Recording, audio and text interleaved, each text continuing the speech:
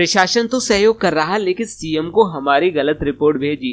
दिव्यांग स्वाभिमान यात्रा के पदाधिकारियों ने बुलाई पत्रकार वार्ता। हम लोग मुख्यमंत्री के पास जाने को कल भी तैयार थे और आज भी हैं। हमारी कुछ शर्तें थी, जिसमें कितने लोग जाएंगे, हमारे साथ कौन जाएगा, हमारी क्या व्यवस्थाएं रहेंगी, कितना टाइम सीएम का हमें मिलेगा, किन किन बातों पर सहमति बनेगी, इन सब चीजों को प्रशासन स्पष्ट नहीं कर रहा। प्रशासन ने हमारी गलत रिपोर्ट भी ऊपर भेज दी है, तो हम मुख्यमंत्री को यही बुलाना चाहते हैं, जबकि ऐसा नहीं है। हम उनसे आज भी मिलना चाहते हैं। हमें पता है कि समाधान तो बातचीत से निकलेगा। उक्त बात शहर के साईं मंदिर पर विश्राम कर रहे दिव्यांग स्वाभिमान पदयात्रा के पदाधिकारियों ने रविवार को पत्रकारों से चर्चा करते हुए कही। इस मौके पर उन्होंने बताया कि इस पदयात्रा के कार्यक्रम के अनुसार हम लोगों को 15 मार्च को जिला मुख्यालय पर पहुंचकर कलेक्टर को ज्ञापन सौंपने वाले थे, लेकिन हमारे साथियों का लगातार गिरता स्वास्थ्य और हाल ही में एक साथी की दुर्घटना के शिकार होने के कारण यात्रा में कुछ विलम्ब हो सकता है। हम ज्यादा से ज्यादा 18 मार्च तक कलेक्ट्रेट पहुंचकर ज्ञापन सौंपेंगे। यदि उसके बाद भी हमारी मांगे पूरी नहीं होती हैं तो हम भोपाल के लिए पदयात्रा करेंगे। जो रिपोर्ट गलत भेजी है वो ये भेजी है, उनके द्वारा यह सूचना दी गई है मुख्यमंत्री आवास पर कि ये लोग इस बात पर अड़े हुए हैं कि माननीय मुख्यमंत्री जी स्वयं यहाँ आकर हमारी समस्याओं का निराकरण करें, जबकि ऐसा कोई विषय नहीं है।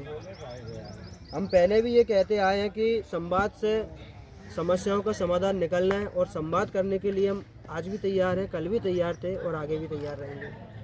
आपकी यात्रा कहीं किसी कोई राजनीति से प्रेरित तो नहीं है? जी नहीं, अगर किसी को अगर ऐसा लगता है तो ये निश्चित रूप से दुखद है। यह यात्रा दिव्यांगों के अधिकार की लड़ाई है और दिव्यांगों की लड़ाई है, इसमें राजनीति की इसका कोई वो नहीं है।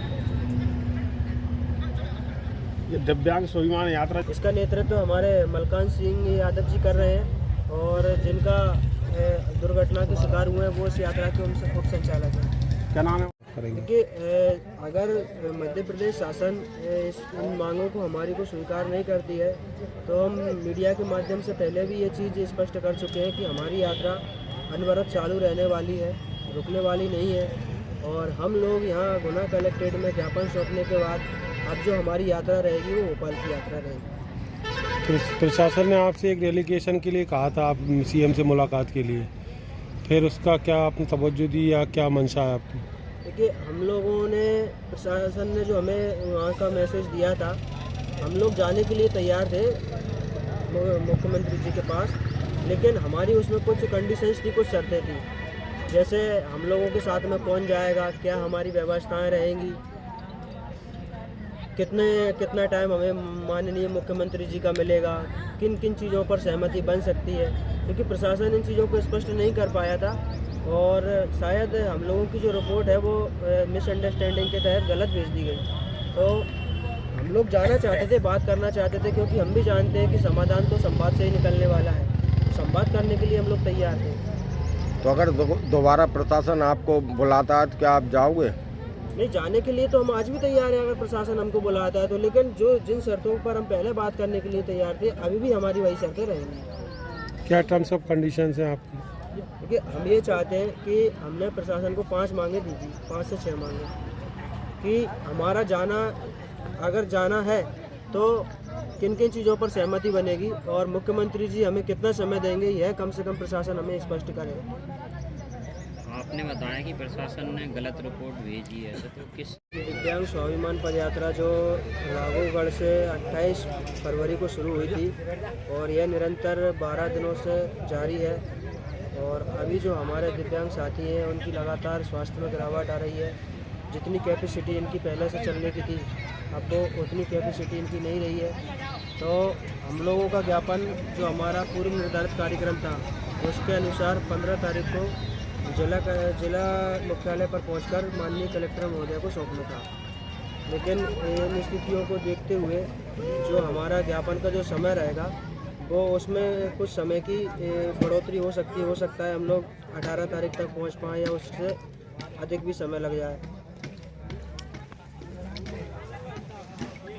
और दूसरा जो हमारा एक विषय यह था कि कल रात को हमारे जो इस यात्रा के उप संचालक महोदय हैं कालूराम सेन जी, वो अपने पिताजी को देखने के लिए बीनागंज गए थे। वहाँ से लौटते समय आज सुबह उनका एक्सीडेंट हो गया।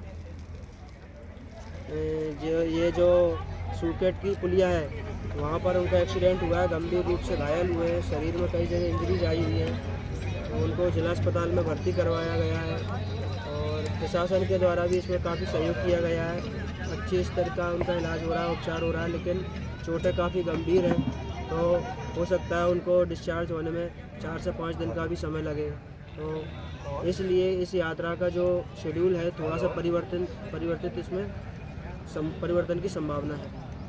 क्या लग रहा है आपको आगे प्रशासन शासन द्वारा क्या आपकी मांगों को मान लिया जा रहा है या क्या आश्वासन मिल रहा है? ये हमारी जो यात्रा चल रही है वो शासन से हम लोग मांग कर रहे हैं।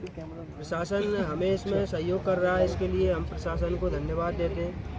प्रशासन ने हम लोगों को हमारी जो सुरक्षा के लिए इंतजाम किए थे उसके अनुसार हम लोग सुरक्षित राघोगढ़ से निकलकर कोना शहर में प्रवेश कर चुके हैं और आज जो एक्सीडेंट की घटना हमारे साथ हुई वो जैसे ही उसकी जानकारी प्रशासन को लगी उन्होंने तत्काल पहुंचकर जिला अस्पताल में हमारे लिए अच्छी व्यवस्थाएं करवाई, उपचार की और तहसीलदार साहब मौके पर पहुंच गए। उन्होंने संबंधित अधिकारियों को, स्वास्थ्य जो अधिकारी थे उनको निर्देश दिए कि इनके लिए जो बेहतर से बेहतर जो उपचार सुविधाएं हैं वो यहीं पर उपलब्ध कराई जाए और इनका अच्छे से इलाज करवाया जाए।